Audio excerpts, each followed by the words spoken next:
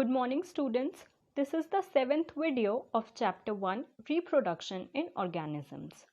Till the previous video we have studied about the pre-fertilization events known as formation of gamete and gamete transfer. In the process of formation of gametes, it was mentioned that the male reproductive organ produces the male gamete known as sperm and the female reproductive organ produces the female gamete known as egg or the ovum. The main event of sexual reproduction is fertilization. Fertilization means the fusion of both these gametes. The most vital event of sexual reproduction is perhaps the fusion of gamete.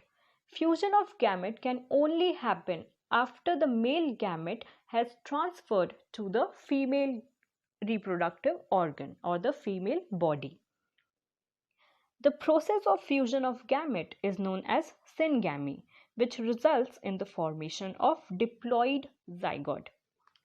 C now जब हम gamete formation की process पढ़ रहे थे तो हमने ये पढ़ा था कि मेल और फीमेल गैमेट दोनों हैप्लॉइड होते हैं बिकॉज उसमें single number of chromosomes present होते हैं, that is the n number of chromosome. जब गैमेट का फ्यूजन हो गया, फर्टिलाइजेशन की प्रोसेस कंप्लीट हो गई, हमारे पास एक सेल फॉर्म हुआ जिसको हमने जाइगोट बोला. जाइगोट इज डिप्लॉइड बिकॉज उसमें मेल क्रोमोसोम्स भी आ गए और फीमेल क्रोमोसोम्स भी आ गए. So that cell is a diploid cell. It has 2 number of chromosome. The term fertilization is also often used for this process. The term syngamy and fertilization are frequently used though interchangeably. Fusion of gametes को हम fertilisation भी बोल सकते हैं और syngamy भी बोल सकते हैं. What would happen if syngamy does not occur? However, it has to be mentioned here that in some organisms like rotifers, honeybees, and even some lizards and birds like turkey, the female gamete undergoes development to form new organisms without fertilization. The phenomena is called parthenogenesis. कुछ organisms ऐसे भी होते हैं जिनमें fertilisation की process नहीं होती, but फिर भी उनमें न्यू इंडिविजुअल डेवलप होता है without the fusion of the gametes. उस प्रोसेस को हम पार्थेनोजेनेसिस बोलते हैं. वेयर डज सिनगैमी अकर? तो ऐसे ऑर्गेनिजम्स में जहां पर फर्टिलाइजेशन की प्रोसेस नहीं हो रही है बॉडी में, सिनगैमी या फर्टिलाइजेशन की प्रोसेस कहाँ होती है? In most aquatic organisms, such as a majority of algae and fishes as well as amphibians, syngamy occurs in the external medium, that is the water. ऐसे ऑर्गेनिज्म में fertilisation body में नहीं होता, water में होता है. वाटर में कैसे होगा? Both male and female releases egg and sperm respectively in the water itself. Male अपने स्पर्म्स रिलीज करते हैं वाटर में एंड फीमेल अपने एग्स रिलीज करते हैं वाटर में. और वाटर में ही, जो कि एक मीडियम है फर्टिलाइजेशन का, वहां पर उन दोनों गैमेट्स का फ्यूजन हो जाता है. So fertilization occurs. This type of fertilization is known as external fertilization. This type of gametic fusion is called external fertilization because यहाँ पर गैमेट का फ्यूजन हो रहा है लेकिन बॉडी के अंदर नहीं हो रहा है, बॉडी के बाहर हो रहा है. So it is known as external fertilization. Fertilization happens in another medium such as water. Organisms exhibiting external fertilization show great synchrony between the sexes and release a large number of gametes into the surroundings medium, that is water, in order to enhance the changes of syngamy. This happens in the bony fishes and frogs where a large number of offspring are produced. Gamete formation की process में हमने पढ़ा था कि male gametes जो होते हैं वो कंपैरेटिवली फीमेल गैमेट से ज़्यादा रिलीज होते हैं बिकॉज फ्यूजन की चांसेस बहुत कम होते हैं कि मेल गैमेट पहुंच जाएगा फीमेल गैमेट तक.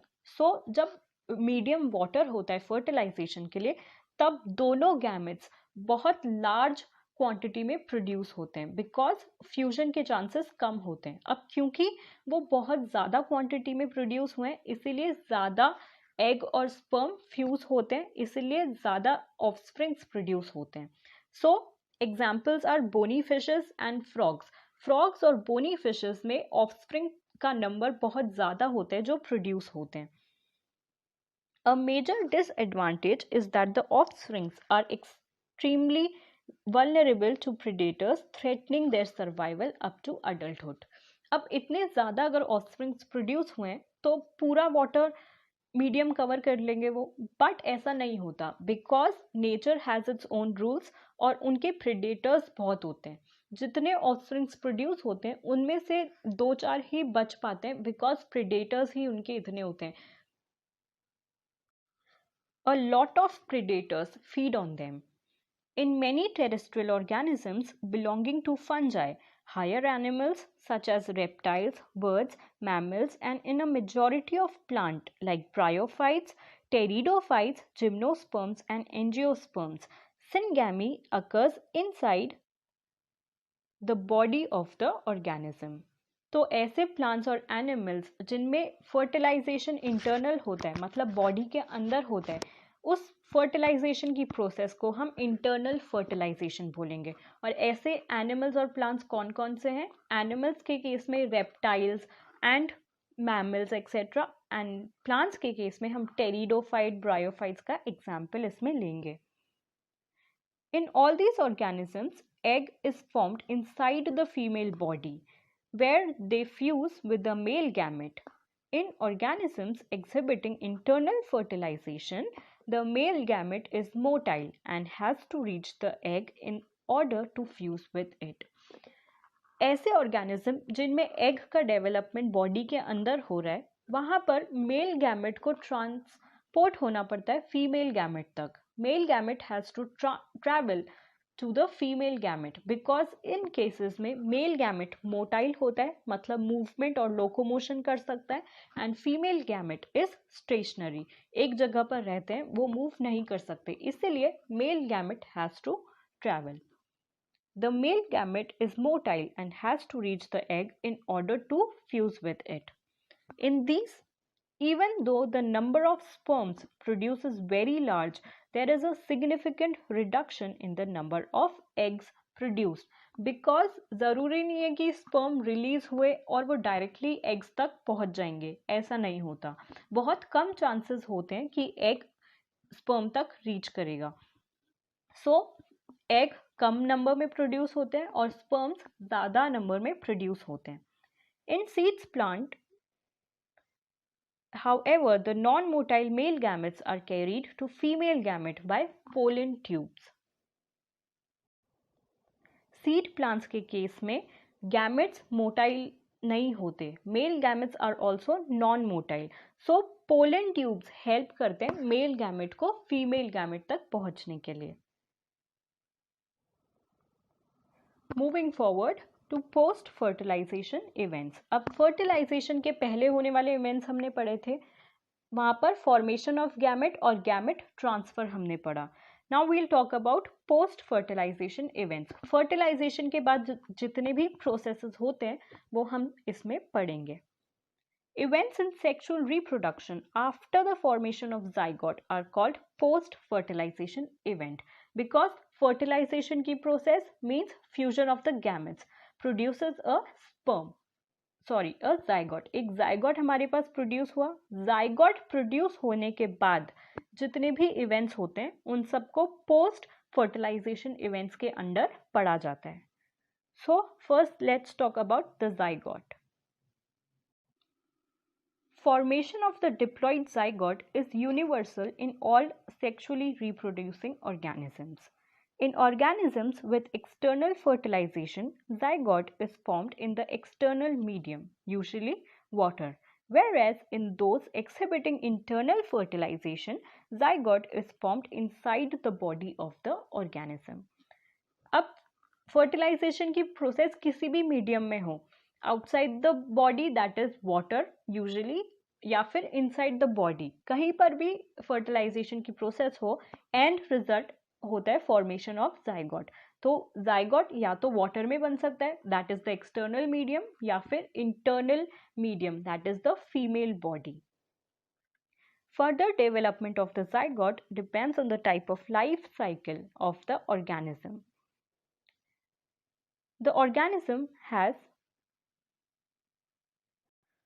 and the environment it is exposed to. In organisms belonging to fungi and algae, zygote develops a thick wall that is resistant to dissection and damage. It undergoes a period of rest before germination. See, zygote के आगे का development process organism पे depend करता है, उनकी body mechanism पे depend करता है, और वो किस इन्वायरमेंट में है, किस हैबिटेट पे है, उस पे डिपेंड करता है जाइगोट कैसे आगे फर्दर डेवलप होगा। बट अगर हम फंजाई और एल्गी की बात करें तो फंजाई और एल्गी अपने जाइगोट के अराउंड एक थिक वॉल को डेवलप कर देते हैं जो कि प्रोटेक्ट करता है सारे डैमेजेस से। It undergoes a period of rest before germination. Germination से पहले जाइगोट थोड़ा रेस्टिंग पीरियड में होता है, मतलब तब कोई सा भी इवेंट उस जाइगोट में नहीं हुआ। In organisms with haplontic life cycle, as you have read in class 11th, zygote divides by meiosis to form haploid spores that grow in haploid individuals. Spore formation fungi में होता है। Zygote develop होने के बाद बहुत सारे spores produce कर देता है, and every spore is capable of developing into a new individual. So जो स्पोर्स डेवलप हुए वो भी हेप्लॉइड होते हैं, और जो इंडिविजुअल्स स्पोर्स से अराइज होते हैं वो भी हेप्लॉइड इंडिविजुअल्स या हेप्लॉइड ऑर्गेनिजम्स होते हैं।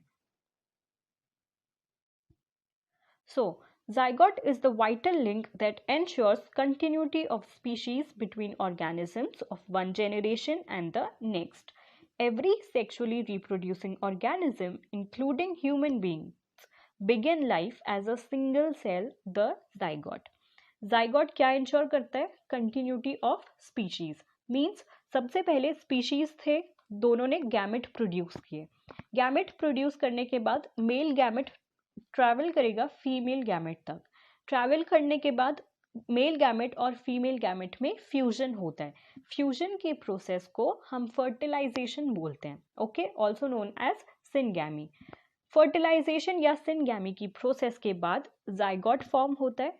जाइगोट नए इंडिविजुअल में डेवलप होता है। So zygote is ensuring the continuity of species between organism of one generation to the next, because एक generation से दूसरी generation का formation हो रहा है। Okay, understood? Now in the next video we will take up embryogenesis.